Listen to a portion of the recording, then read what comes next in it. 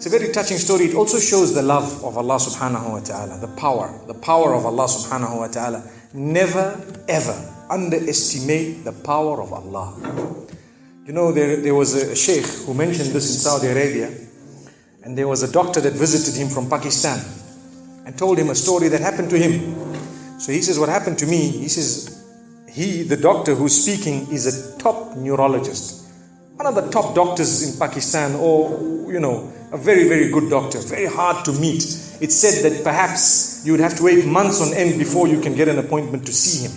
So what happened is, he says, I was flying from one city to another, a very busy man, flying quite often within the country and perhaps even outside.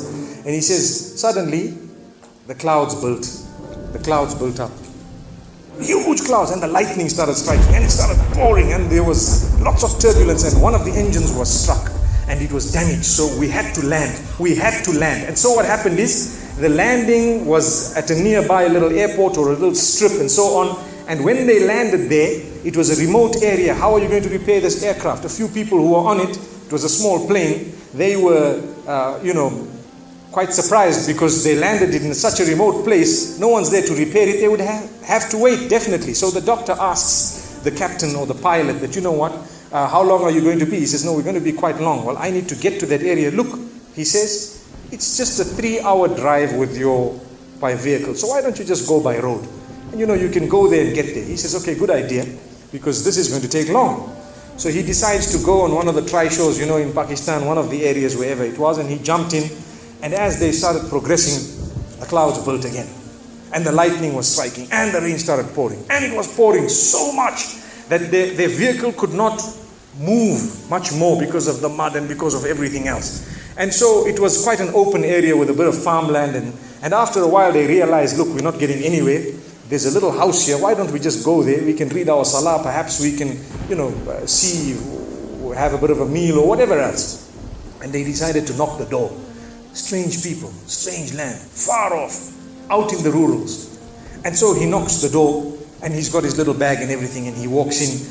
An old lady happened to answer the door after a while, and they spoke to her saying, look, this is what has happened, and we're going from so-and-so to so-and-so, and we just want a place, we want to read salah and so on. And she said, no problem, you can come in. She had a little musalla, a little sajjada, and she had a little baby on the side, or not a baby, but a child. And the child, every little while, she's actually checking on the child, and she's sitting on that musalla, making dua and reading her own salah. These people fulfilled their salah, did whatever they had to. And when they were about to leave, they spoke to the old lady saying, thank you very much, jazakumullah khair, and so on. And, we're going, what's happening to this child, So the woman says, look, the child is an orphan. And the child is unwell, not well at all, very sick.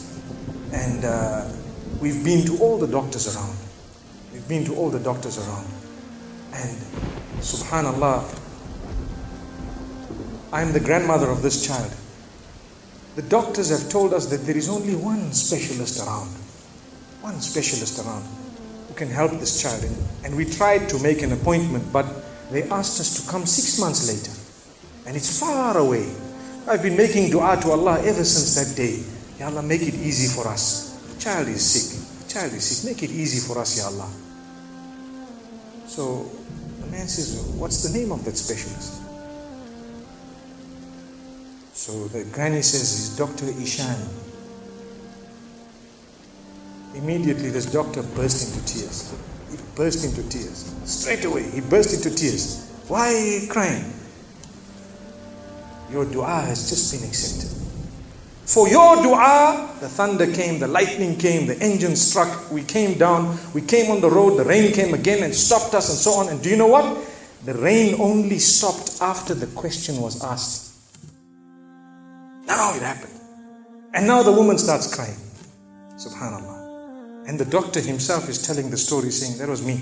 It happened to me, he says. And he says, I learned that Allah's armies are beyond limits. Allah uses whatever He wants to get what He wants done. It's over. Where in the wildest of the dreams of this person would they have felt or believed that the top man, whom it is semi-impossible to see without big appointments, would actually be driven all the way to the door, knock the door, come in here, read some salah, and they would have to serve the child here. Amazing. Wallahi, it brings tears to the eyes. But the reason I share it with you, every one of us has needs for Allah subhanahu wa ta'ala. Just keep calling. Just have yaqeen. Have conviction. If it is meant, it will definitely come in your direction. You know, we use the term by hook or crook, but I don't want to use that today. I want to tell you, by the mercy and power of Allah subhanahu wa ta'ala, it will happen. It will come to pass. May Allah subhanahu wa ta'ala bless us. May He open our doors. May He grant us all shifa. And may He make us firm believers that for Him, nothing is impossible. Wa sallallahu wa sallama wa baraka ala nabina Muhammad.